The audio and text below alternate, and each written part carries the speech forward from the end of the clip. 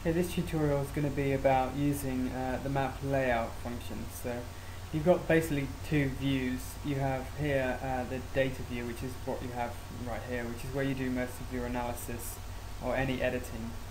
But you can also go to the layout, which is this paper icon here. And this is where you finish the data and make it into an actual map. So at the moment it's just GIS data, it's not a map because it doesn't have a scale bar or north arrow.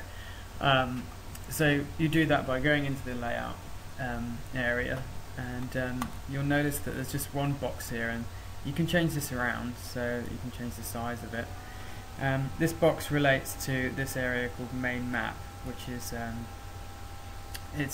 my main map. So I'll just make it smaller. You'll see that main map is in bold.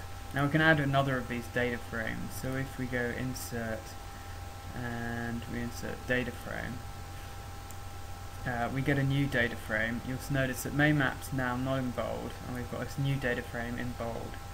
So if we just bring this down here, we can bring data from here to here. Suddenly we've got like an overview map. So what I can do is in new data, if I one click to highlight it, click again so that the text icon comes up, just delete that and then say overview map. That just means we can tell which is the overview map and which is the main map. What we can do in the overview map is, obviously this is the whole of the one tree, and this is a small area of one tree. So if we right click on this data frame and we do properties, we can go to this tab called extent rectangles, and then you'll see main map as one of the data frames we can put in. So the extent rectangle says show me where this is on this data frame. So main map is the only other data frame available, so it's going to be the one that you can select.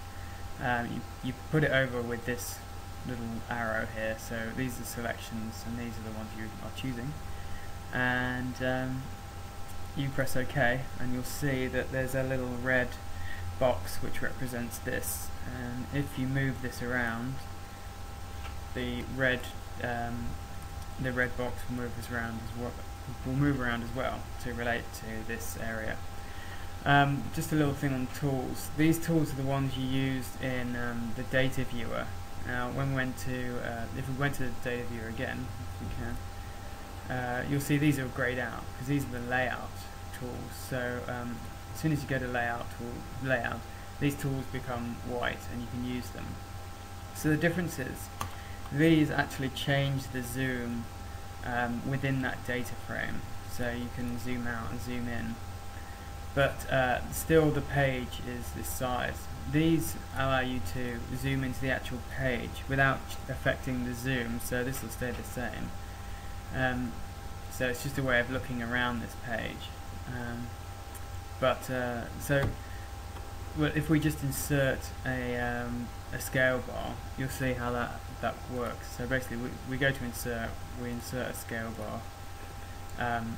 Just to note, that one important thing is we need to check which map we're actually adding a scale bar to, because these are in two different scales. So we're looking at main map, it's the scale bar for main map. So we just move it. If we double click, we get a lot of properties. We can change the divisions, which is how many little half sections there are. And then if we change the units to meters, now we have a scale bar.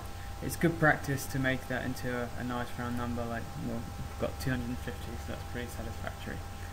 So what I was showing was that with this, the zoom changes. So if I zoom in, you'll see that the scale bar has changed. So now it's 180. So we effectively zoomed in 70 meters. So we zoom back out, and it's now back up to 220. So I'll just move it again, and it's 240. But this won't affect the scale. This will just zoom into the actual map. So it's useful to know how to use those different tools. So we can also insert a north arrow. If we go to insert and then left click on north arrow, you can have one north arrow here. So if we now click on this other data frame, we can add the information for this data frame, so completely different scale, so we'll need a new scale bar, and I'll just choose the same,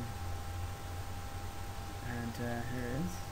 We just double click, change the divisions and subdivisions, change that into meters, and then press OK. Then we have that scale bar there. You probably only need one north arrow because generally, well, in fact I don't know of any instances that ArcMap doesn't have north being straight up. That's the default, and that's very difficult to change, so just have one to cover both maps. You can also insert a legend, so you'll need that for when you have your different reef environments you'll want to show